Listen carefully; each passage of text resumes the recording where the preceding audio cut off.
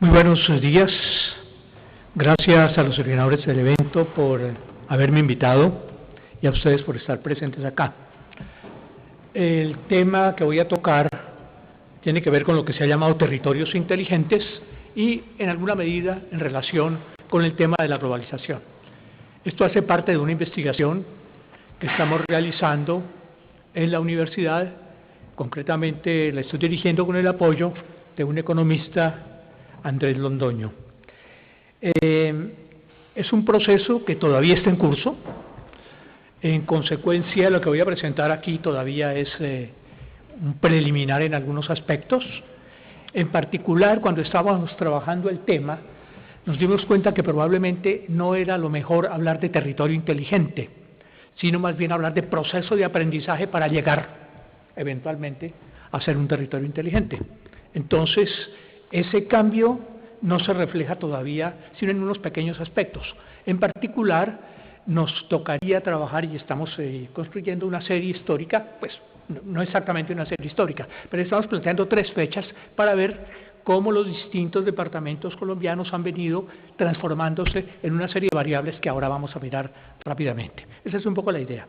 Algunos de los temas que se han planteado aquí están aquí también. Entonces, lo que hablaba Antonio, lo que se habló por parte de Carlos también, hay cosas que están, de alguna manera, incluidas en este tema, entonces las voy a pasar muy rápidamente. Quisiera tocar 4 puntos principales. En primer lugar, el conocimiento en el contexto de la globalización contemporánea, y es donde digo que muchos de esos temas han sido abordados. Un replanteamiento del concepto de territorio inteligente. Luego entraríamos en la parte más empírica, que es hacia procesos de aprendizaje para el desarrollo territorial en Colombia. Y por último, algunas breves conclusiones, como les dije, todavía con un carácter preliminar. Estamos pensando, siendo optimistas, que en un mes tendríamos la serie completa y podríamos tener conclusiones mucho más completas. Yo quisiera muy brevemente mencionar 4 conceptos de partida. A mí me parece muy importante que cuando uno está hablando se sepa de qué está hablando. Y en este caso, desarrollo. Aquí hemos hablado esencialmente de crecimiento económico. Aquí, en esta presentación, lo vamos a tocar como un proceso de perfeccionamiento individual y social, que tiene que estar en armonía con el resto de la naturaleza. Incluye, obviamente, el elemento económico como condición, en la mayor parte de los casos, no necesariamente en todos, del desarrollo. Hay unas condiciones que son el contexto, y ese contexto propicio para que haya desarrollo está mencionado ahí con conocimiento, voluntad, para avanzar hacia lo que se considere que es su propio perfeccionamiento, que no necesariamente tiene que ser el mismo que pensamos en los llamados países occidentales. En tercer lugar, el conocimiento lo vamos a entender como el saber, o sea, el conocer la propia realidad, la relación entre la realidad y el contexto, lo que se desea para el futuro, los instrumentos y las acciones. Todo eso es conocimiento. Y por último, hablamos de la globalización. Aquí en algún momento se ha planteado que la globalización se terminó. Yo pienso que no. Quizás desde el punto de vista económico hay una transformación completa que uno dice esto se acabó o no se acabó. Pero en muchos otros aspectos sociales, políticos, etcétera, institucionales, definitivamente creo que la globalización sigue en marcha. No podemos decir que esté indefinida, pero por el momento creo que todavía el proceso como tal continúa.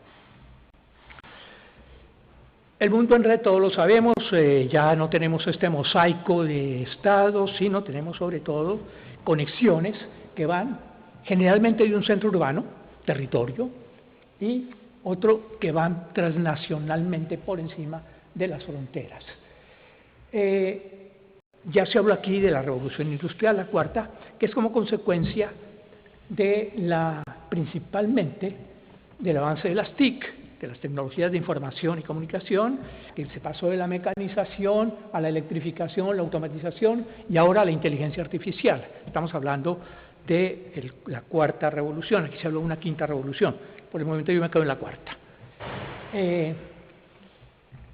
Esta cuarta revolución ha transitado desde lo que fue el diseño asistido por computador, que fue lo primero, hasta la fabricación asistida por computador y finalmente a Computer Integrated Manufacturing, o sea, la manufactura integrada por computador, que básicamente le da al proceso de los computadores la posibilidad de tomar decisiones sobre la mejor manera de hacer ciertas cosas. O sea, se está transfiriendo una capacidad decisoria en algún grado a los computadores. Esto está favoreciendo rápidamente cambios, no solamente en lo industrial, sino aquí vamos a hablar en lo político, en lo social, en la institucional, en la gestión y relaciones entre los estados. El concepto de inteligencia, último concepto que voy a hablar. Está la inteligencia humana, evidentemente todos sabemos, atributo mediante el cual somos capaces de conocer. No vamos a entrar en cuestiones epistemológicas porque ahí nos quedaríamos varios días. Simplemente suponemos, aceptamos que el ser humano es capaz de conocer, o sea, de aprender una realidad y eventualmente ir más allá de esta mediante procesos como aprender, entender, razonar y a partir de ahí tomar decisiones. El concepto de inteligencia artificial consiste en que el ser humano ya no solamente ha podido transferir esta facultad, sino que ha comenzado a dar a los ordenadores la posibilidad de tomar decisiones tendientes a resolver problemas humanos. Y finalmente, esto suscita múltiples interrogantes. Quisiera llamar la atención particularmente de tipo ético, porque los riesgos, todos lo sabemos, son enormes y puede llegar eventualmente a una extinción de la especie humana. No es ciencia ficción, es una posibilidad bastante concreta. En todo caso, esta inteligencia artificial, y hago énfasis en esto, tiene que ver con los procesos de gobernanza en los ámbitos territoriales y nacionales. En consecuencia, es un instrumento clave en lo sucesivo del desarrollo. Pasamos muy brevemente a hablar del conocimiento, también se ha mencionado acá. Esta teoría es milenaria, desde los antiguos griegos, pero centrándonos solamente en la época reciente, a partir del padre, digamos, de la economía contemporánea, Adam Smith, él ya tenía una idea premonitoria, y es que básicamente en el conocimiento estaba un poco el germen del proceso de crecimiento. Sin embargo, esa idea de alguna manera se dejó de lado. En 1956 todos ustedes conocen y conocemos la función de producción de Solow, que ha sido el modelo emblemático en la economía, y él no incluía el conocimiento. El producto era función del capital y del trabajo, pero entonces el crecimiento, ¿de dónde venía? Había un progreso técnico, pero era un factor exógeno al modelo. Sin embargo, años antes, Schumpeter había hablado, es la innovación la que genera esto, no había sido formalizado, y esto le corresponde de alguna manera a Arrow, quien plantea la idea de que los trabajadores se vuelven más productivos al adquirir más experiencia. Si adquieren más experiencia, se vuelven más productivos, learning by doing. Si la experiencia transforma el factor trabajo, entonces el conocimiento se endogeniza. Ese fue básicamente el gran aporte de este autor, y que luego fue complementado por autores como Roma y Lucas, para quienes la función de producción muestra rendimientos crecientes gracias justamente a la mayor productividad del capital. Entonces, progreso técnico y lo que después se llamó capital humano, Schulze-Becker, relacionado con la productividad del trabajador, depende del conocimiento, de su habilidad y experiencia para realizar las tareas. Esto, en consecuencia, nos lleva a una conclusión que también es interesante, que han planteado algunos autores. Los países llamados en desarrollo no necesitan tanto capital en el sentido clásico. Necesitan capacidad para hacer las cosas bien hechas. Más adelante vuelvo un poquito sobre esta idea.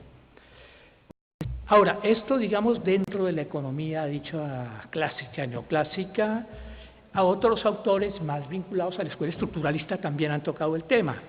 Entonces, por ejemplo, Hirschman dice que el desarrollo económico no es alienado por la escasez de factores, sino por malas decisiones.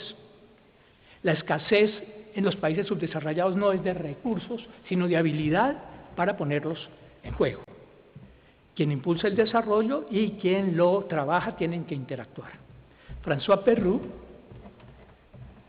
también nos habla de cómo lo fundamental es movilizar recursos potenciales, especialmente humanos, dentro de su teoría del desarrollo de industria motriz, que hay 3 condiciones: tamaño, enlaces y alto dinamismo. Y ese alto dinamismo se logra mediante ¿qué? Justamente mediante el conocimiento.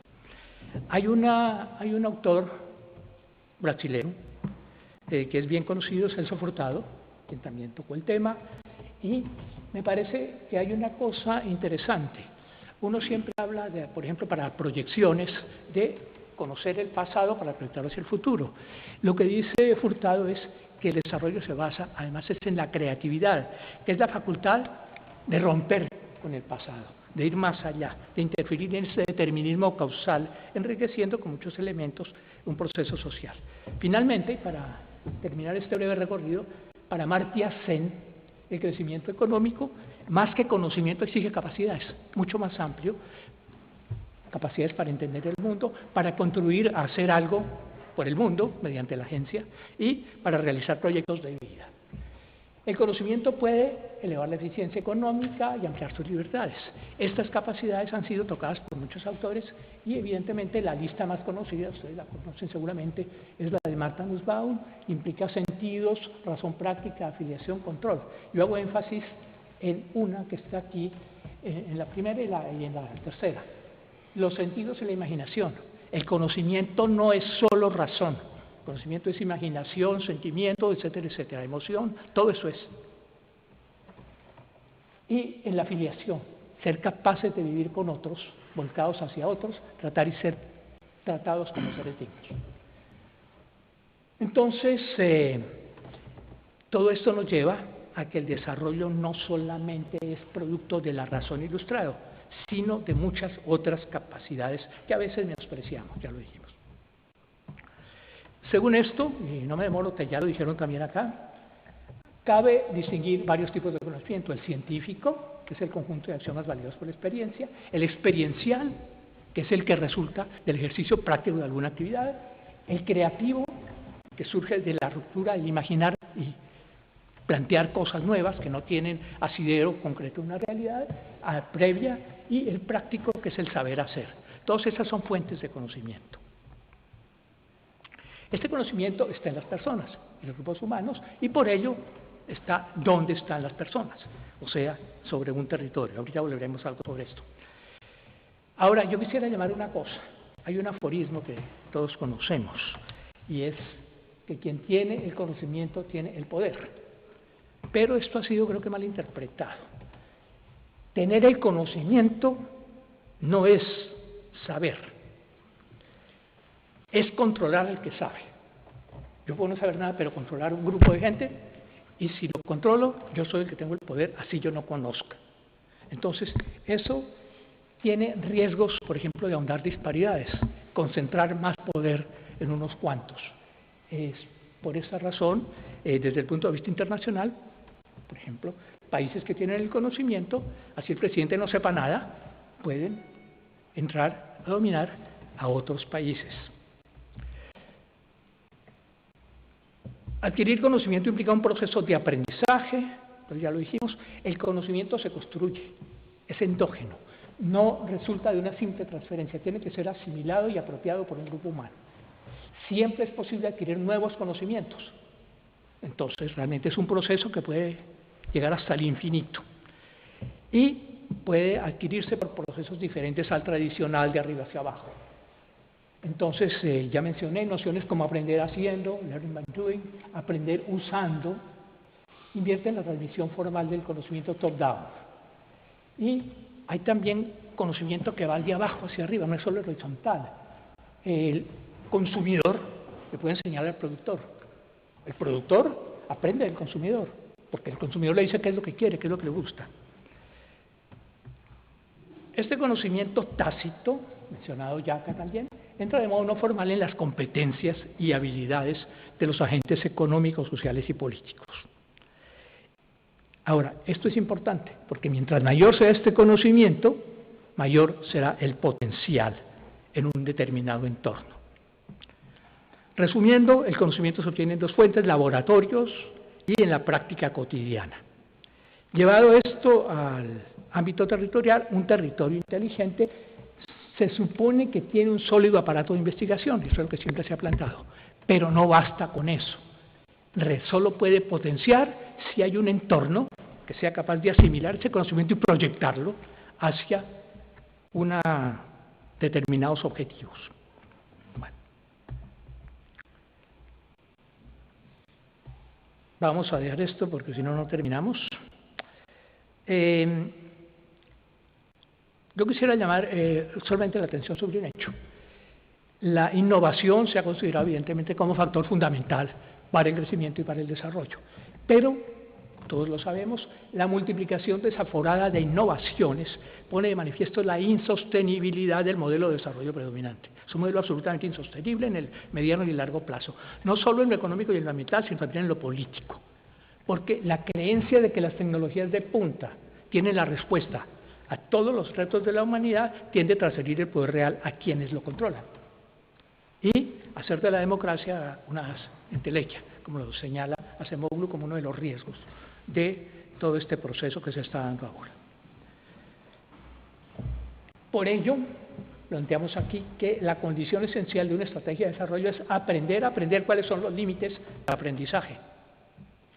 Uno piensa que el aprendizaje, ya decíamos, puede ser, pero tiene que tener ciertos límites y hay que entender hasta dónde se puede llegar.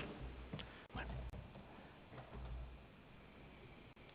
Creo que esta parte la voy a dejar muy rápidamente, el concepto de territorio inteligente, y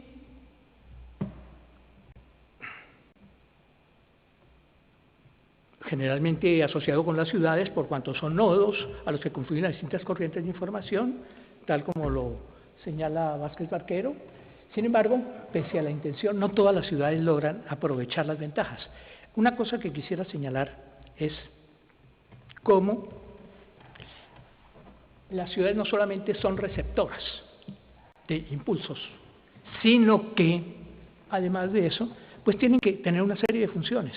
Analizar lo que reciben, definir si conviene o no aceptar una innovación que reciben, señalar si va a introducir o no los cambios y introducirlos, y establecer la manera más directa de hacer efectiva esa definición. Entonces, no se trata simplemente de que una ciudad recibe flujos y entonces ya se volvió inteligente. Es una ciudad que tiene que hacer una serie de operaciones antes de decir realmente sí tengo la capacidad de aprender. Bueno. Ahora bien, se ha hablado, cuando se toca de ciudades y de territorios inteligentes, hay dos visiones. Una que de alguna manera predomina sobre todo en países anglosajones, y es que una ciudad inteligente es una ciudad que desarrolla y hace uso intensivo de aplicaciones informáticas para mejorar la gestión urbana. Hay muchos autores que tienen esa definición, pero hay otros que dicen que el elemento informático es apenas un aspecto de la inteligencia, porque las ciudades son seres dinámicos y complejos que van mucho más allá de lo que es la informática y que en consecuencia hay que entender esta como un instrumento. Ahora bien, si la informática se entiende como instrumento, podría eventualmente hacerse compatible los dos planteamientos. Bueno. Aquí yo diría que finalmente podemos señalar que además de inteligencia en el sentido de razón, una ciudad inteligente debe tener orientación y valores éticos, es decir, para dónde va y con qué principios, criterios y fines lo hace, la imaginación, voluntad, confianza y capacidad de implementación y un mínimo de organización. Entonces va mucho más allá de la razón. Voy a pasar ya directamente un poco al caso empírico. Esto lo he mencionado porque, digamos, lo que estamos trabajando se basa un poco en todos estos conceptos y todos estos planteamientos que he señalado.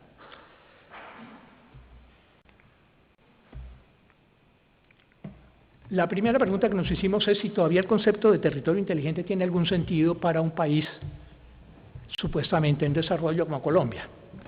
Y la idea es que probablemente sí, es un concepto que no fue creado en un país distinto a los países del centro, pero que tiene algunos elementos positivos.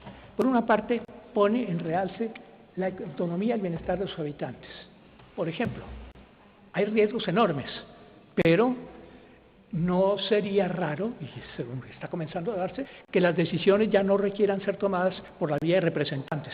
La democracia representativa, creo yo, está llamada a desaparecer en un plazo relativamente corto. Si usted puede votar en un ordenador, ¿para qué elegir a un señor que va a votar por usted? Que además no lo va a representar porque va a decir otra cosa distinta a la que usted le encomendó.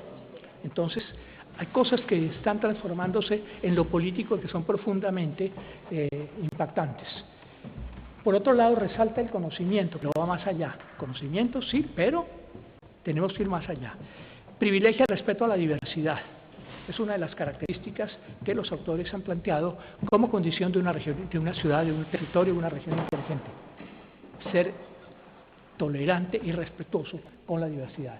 Supera la visión económica unidimensional. No es solo la economía, es mucho más allá. E ilumina la inserción en la globalización.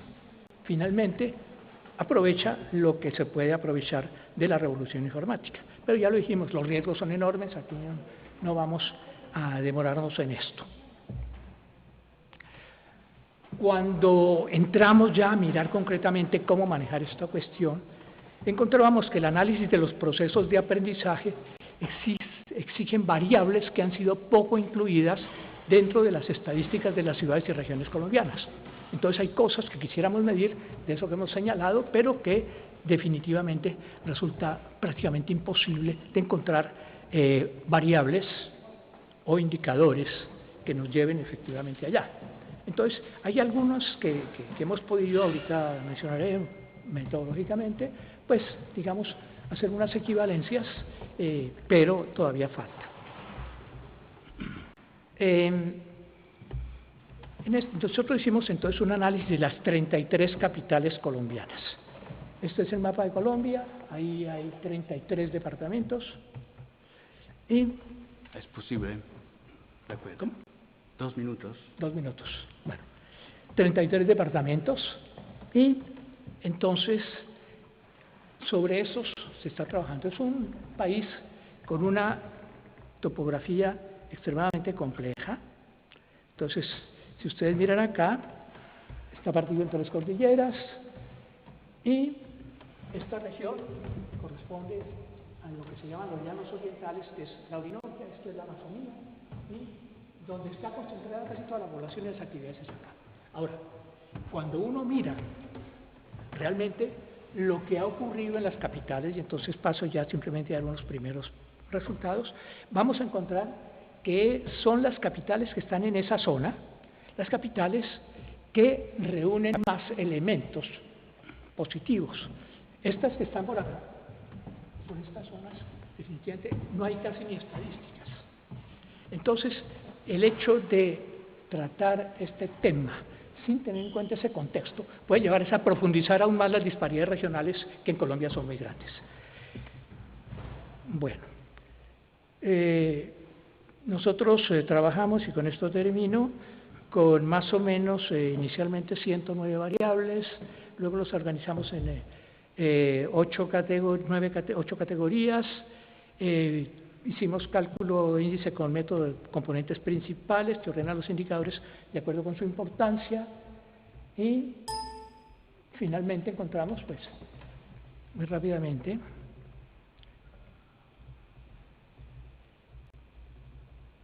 en estas son las variables, los grupos de variables. Se me perdió el...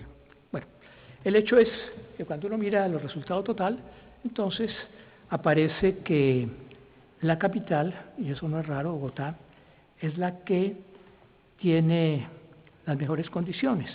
Pero hay otras ciudades que supuestamente están en muy buenas condiciones, como Cali, que es la tercera ciudad, y aparece en una posición bastante inferior. Todas estas otras ciudades que les mencioné, que quedan como en la periferia, están en general mal. Lo único que se encuentra positivo en ellas y que no se encuentra, por ejemplo, en Bogotá, es la capacidad de esto que llamábamos afiliación en términos de Nussbaum, la capacidad de cohesión social, curiosamente. Bueno, yo creo que básicamente el tiempo se acabó. Gracias. Muchas gracias. Gracias, Carlos. Scusami se